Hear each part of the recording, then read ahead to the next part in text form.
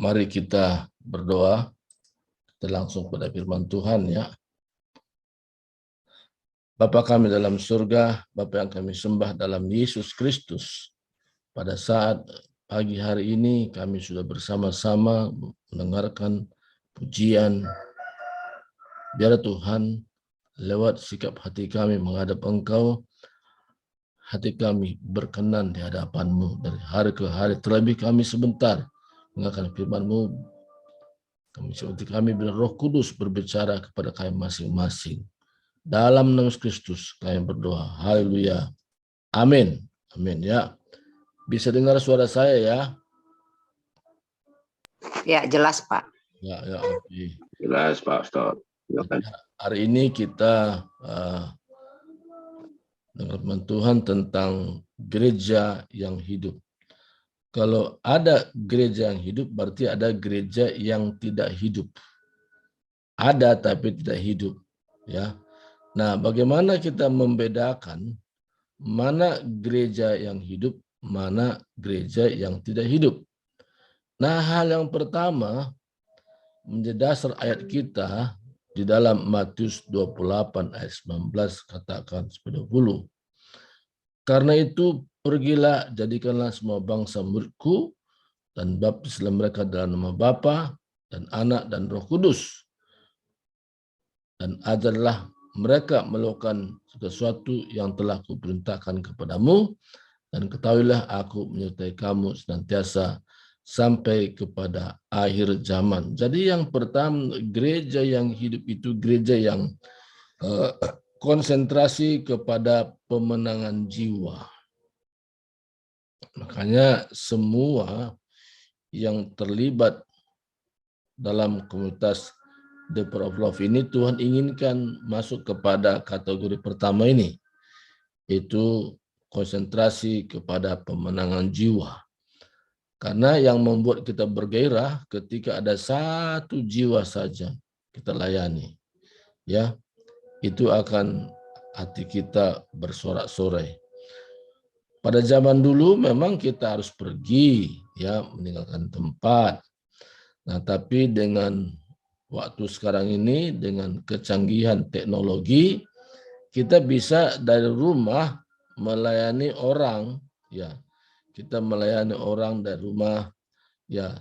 Jadi tidak harus meninggalkan tempat, tapi kita bisa membangun komunikasi ya dengan orang, bahkan bisa berjam-jam kita bisa berkomunikasi, walaupun tempat berbeda, tempat berjauhan, tapi tidak terhalang bagi kita untuk bisa berkomunikasi dengan mereka.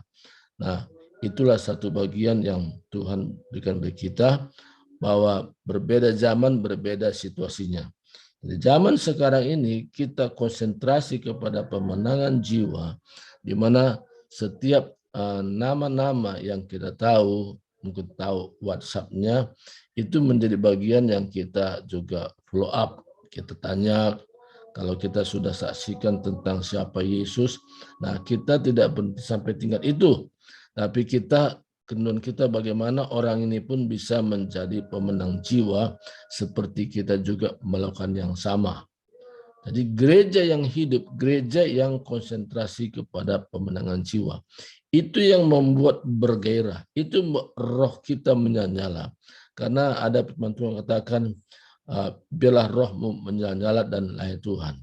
Jadi untuk kita memiliki roh yang menyala itu, memang konsentrasi kita bukan dari kita lagi, tapi kepada pemenangan jiwa, ya.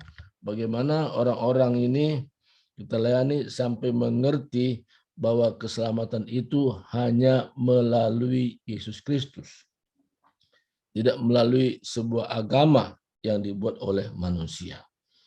Nah, kalau saya jabarkan panjang, ya waktu itu nggak cukup ya. Tapi yang jelas bahwa kita adalah konsentrasinya bagaimana memenangkan jiwa bagi Yesus Kristus. Jadi yang kita presentasikan adalah Yesus Kristus yang sudah mengorbankan dirinya di kayu salib, sudah menyerahkan nyawanya menjadi tebusan banyak orang. Nah, langkah-langkahnya itu tentu ada pelajaran tersendiri nanti ya. Tapi yang pertama adalah konsentrasi pemenang jiwa itu adalah itu salah satu ciri di mana gereja yang hidup ya.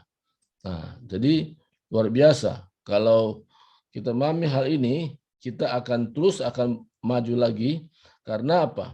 Yang kedua, bagaimana kita memahami bahwa gereja itu hidup. Nah, yang kedua di sini Roma 10 ayat 2. Nah, ini yang terjadi di Roma. Sebab aku dapat memberi kesaksian tentang mereka bahwa mereka sungguh-sungguh giat untuk Allah, tetapi tanpa pengertian yang benar. Sebab oleh karena mereka tidak mengenal kebenaran Allah, dan oleh karena mereka berusaha untuk mendirikan kebenaran mereka sendiri, maka mereka tidak takluk kepada kebenaran Allah. Nah, jadi ini menggambarkan bahwa orang yang mengerti tentang gereja yang hidup itu, yaitu gereja yang tahu panggilannya. Jadi bukan sekedar semangat saja, modal semangat tidak cukup, ya. Tapi tahu panggilannya. Maka saya dengan komunikasi dengan seseorang, dengan komunikasi itu dia kasih gambaran kepada saya tahu Pak, panggilan saya yaitu usus wanita Pak. Nah, usus wanita, Tuhan pimpin saya ke arah sana. Nah, itulah cikal bakalnya bagaimana pelayan wanita ada di The Power of Love. Nah, karena orang tersebut menyatakan diri langsung bahwa untuk pelayan wanita itu bagian yang Tuhan berikan dalam hati saya. Nah, jadi gereja yang hidup itu gereja yang tahu panggilannya ke arah mana. Ya kan?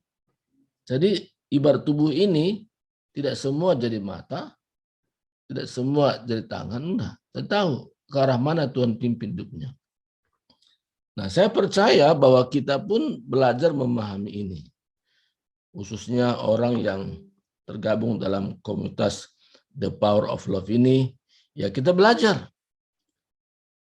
ke arah mana panggilan itu. Ada yang konsentrasi dia panggilannya untuk menyembah Tuhan lewat pujian penyembahan.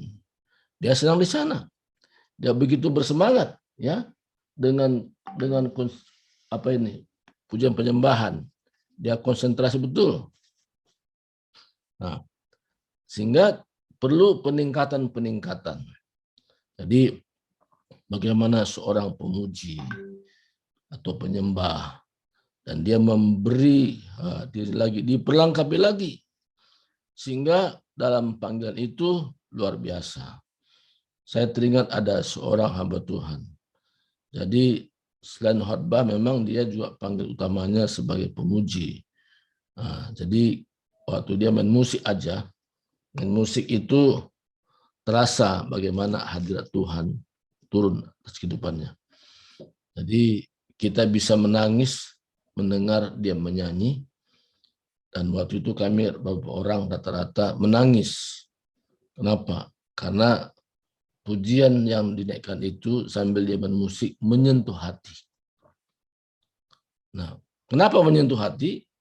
Memang dia pun dengan hati yang tulus, sungguh-sungguh puji Tuhan, bukan supaya suara bagus juga enggak, memang hatinya ke sana gitu. Jadi hatinya betul-betul bagaimana supaya hadirat Tuhan turun lewat panggilan Tuhan dalam dirinya menjadi seorang pemuji dan sebagainya. Nah, jadi kita pun yang hari ini belajar bagaimana kita memahami lebih dalam lagi tentang panggilan ini. Nah, ketika kita memahami tentang panggilan ini, luar biasa terjadi. Nah, tapi masih banyak nggak orang yang belum mengerti tentang rahasia ini? Oh, banyak. Makanya orang-orang yang tergabung dalam The Power of Love ini diperlengkapi dulu, ya kan, supaya dia memahami bagaimana panggilan Tuhan melalui dirinya.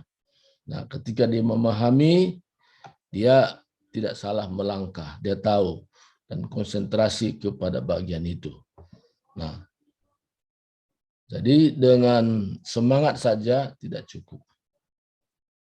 Tapi dia tahu ke arah mana bagian-bagian tertentu Tuhan panggil.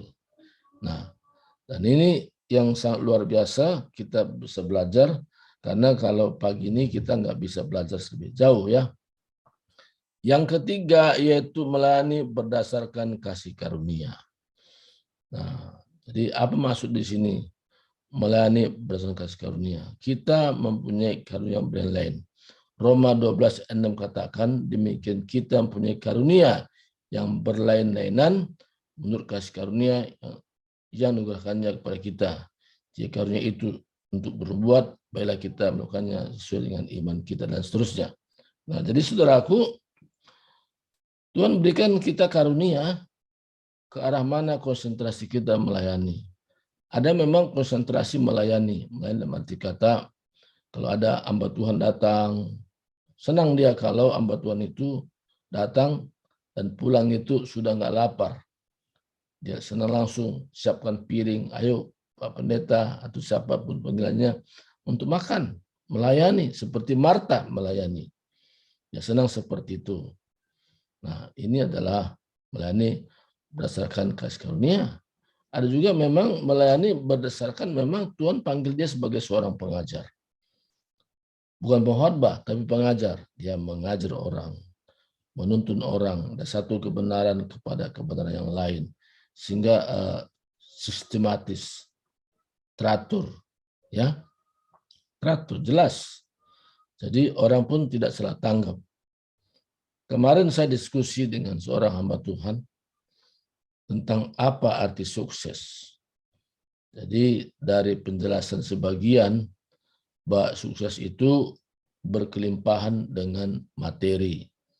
Ya, punya mobil mewah, punya rumah bagus, dan ya banyaklah peserta yang lain. Itu gambar mereka sukses. Dan saya menjelaskan kepada mereka, saya bilang sukses menurut Tuhan, sukses menurut dunia itu sangat berbanding terbalik. Saya bilang, kalau Tuhan Yesus sendiri datang ke dunia, dia sukses pertama, memang apa misinya pertama datang ke dunia itu dilakukan sampai menyerahkan nyawanya. Kalau soal harta duniawi, Yesus mau khotbah aja pinjam perahunya Simon. Mau bikin perjamuan saja pinjam rumah orang. Ya kan? Pinjam rumahnya Sakeus. Jadi enggak punya tempat. Mau berpergian, pinjam keledai orang. Jadi minjam meminjam. Bahkan Yesus pernah katakan anak manusia tidak punya tempat untuk meletakkan kepalanya. Jadi soal hal duniawi ini tidak ada yang bisa dibanggakan. Tapi kita berkata bahwa Yesus adalah teladan yang sempurna. Kenapa? Karena konsentrasinya bukan hal-hal lahiriah, tapi hal-hal rohaniah. Nah, ini luar biasa. Jadi kalau kita melihat bagaimana gereja hidup itu kita tadi pertama konsentrasi kepada pemenangan jiwa, itu gereja yang hidup. Tadi itu membuat dia bergairah, dan dia tahu panggilannya. Dia melayani berdasarkan kasih karunia. Nah, yang terakhir di sini kita perhatikan bagaimana gereja hidup itu seperti apa, ya. Roma pasal 2 ayat 10 katakan, karena kepada kita Allah telah menyatakan oleh roh, sebab roh menyelidiki segala sesuatu, bahkan hal-hal yang tersembunyi dalam diri Allah. Siapa gerangan di antara manusia yang tahu apa yang terdapat dalam diri manusia, dan roh manusia sendiri yang ada dalam dia. Demikian pula lah tidak ada orang tahu apa terdapat dalam diri Allah selain roh Allah. Artinya apa di sini? Melayani berdasarkan pimpinan Roh Kudus. Jadi kita melayani berdasarkan bagaimana Roh Kudus memimpin. Saya beberapa pengalaman, ya, untuk mempersiapkan firman Tuhan saja itu kadang-kadang butuh waktu 1 hari, ya, kadang-kadang bisa 2 hari. Kenapa lama seperti itu? Karena waktu saya firman Tuhan itu saya duduk merenung dan saya berdoa, saya minta pimpinan Tuhan ke arah mana Tuhan mau bawa, ya, orang yang mendengarkan itu dari firman Tuhan yang Tuhan mau sampaikan melalui saya. Nah, itu butuh waktu. Padahal menyampaikannya paling lama 30 menit. Ya kan? Tapi persiapannya itu cukup lama. Jadi saya diberkati dulu melalui firman Tuhan itu. saya rasanya bergairah oleh firman Tuhan itu. Dan saya yakin bahwa Tuhan memimpin saya ke arah itu. Bahwa itu yang perlu sampaikan. Maka satu hari, seperti malam ini, saudaraku, Tuhan tadi malam sampai pagi saya bangun. Saya hanya konsentrasi Tuhan. Yang mana Tuhan mau sampaikan. Jadi jam 12 saya bangun lagi, saya berdoa lagi. Saya berdoa lagi minta tuntunan Tuhan. Jadi berulang, saudaraku. Nah, dengan cara demikian, kita yakin bahwa Tuhan menuntun kita ke arah yang menjadi kehendak Tuhan. Jadi pagi ini kehendak Tuhan buat kita supaya kita memahami bagaimana gereja yang hidup. Gereja yang hidup di sini tidak berbicara tentang organisasinya, tidak berbicara tentang wadahnya, tapi berbicara tentang kita adalah gambaran tubuh Kristus, yang dimana kita sudah tebus dengan darah yang mahal. Yesus mati bukan buat gedung, tapi buat kita yang percaya kepadanya. Dan kita tidak binasa, melainkan memperoleh hidup yang kekal dari sekarang dan sampai selama-lamanya. Dengan cara demikian, saya yakin dan optimis sekali bahwa kita lebih bergairah pada hari sebelumnya. Kenapa? Karena kita tahu apa maksud gereja yang hidup itu. Bukan gereja yang hidup dalam pengertian orang di luar sana, tapi apa Tuhan katakan, dia melangkah, dia taati, dia lakukan. Karena salah satunya yaitu menjadi pemenang jiwa yang handal, bersaksi tentang Yesus yang sudah menyerahkan nyawanya menjadi tebusan bagi banyak orang. Dan juga dia tahu panggilannya ke arah mana Tuhan tuntun dia, sehingga dia konsentrasi ke situ. Jadi tidak mendua hati, ya. Kadang-kadang kalau mendua hati itu sangat sulit. Nah, tapi dia enggak mendua hati, dia tahu ke arah mana. Maka kalau orang suruh dia melayani di luar daripada panggilan itu, Pak, saya nggak bisa di situ, Pak. Saya bukan ke sana panggilan saya. Dia cerita, saudaraku. Nah, contoh ya. Dan juga dia tahu bahwa ada karunia khusus Tuhan beri buat dia. Nah, karena ada dua macam karunia, yaitu karunia motivasi dan karunia manifestasi. Nah, untuk kita melayani, kita akan kepada karunia motivasi. Dan kita melayani sesuai dengan kasih karunia yang Tuhan berikan. Contoh, saya diberikan Tuhan karunia untuk mengajar. Jadi saya senang mengajar, menuntun orang. Nah, saya lebih dominan mengajar daripada berkhotbah. Nah, itu contoh, saudaraku, ya. Kemana-mana pun saya senang mengajar, memberikan bimbingan kepada orang. Nah, terakhir tadi, di mana kita juga yakin dan sampai hari ini Roh Kudus memimpin setiap umatnya yang percaya. Bahkan Tuhan pimpin kepada kehidupan yang lebih dalam lagi daripada sebelumnya. Inilah firman Tuhan hari ini. Mari kita berdoa. Terima kasih Tuhan atas segala cinta kasih-Mu. Hamba-Mu sudah menyampaikan kebenaran firman-Mu. Tapi Engkau Tuhan Yesus menjabarkan melalui Roh Kudus ke dalam hati kami, sehingga kami menjadi pelaku-pelaku firman-Mu. Dan hati Tuhan disenangkan. Di dalam nama Kristus kami sudah berdoa dan bersyukur. Haleluya. Amin. Silakan kembali kepada Ibu Tiar. Ya, baik. Terima kasih Pak Surbakti buat firman Tuhan yang begitu sangat memberkati, ya, dan kita mendapatkan pelajaran baru pagi hari ini, ya Bapak Ibu, ya. Tadi dikatakan tema hari ini adalah gereja yang hidup. Nah, apa yang dimaksud dengan gereja yang hidup? Ada tadi 4 poin saya catat. Yang pertama, gereja yang konsen kepada pemenangan jiwa. Kemudian yang kedua, gereja yang tahu panggilannya atau potensinya, ya. Kemudian yang ketiga, gereja yang melayani berdasarkan kasih karunia. Dan yang keempat, gereja yang melayani berdasarkan pimpinan Roh Kudus. Wow, keren, kayaknya udah komplit banget dah, ya. Tinggal prakteknya ini Bapak Ibu, ya. Baik, saya pikir kita semua mengerti. Nah, untuk itu sekarang kita waktunya mungkin memberi kesaksian. atau punya pengalaman bagaimana kita melayani, kita sebagai gereja Tuhan.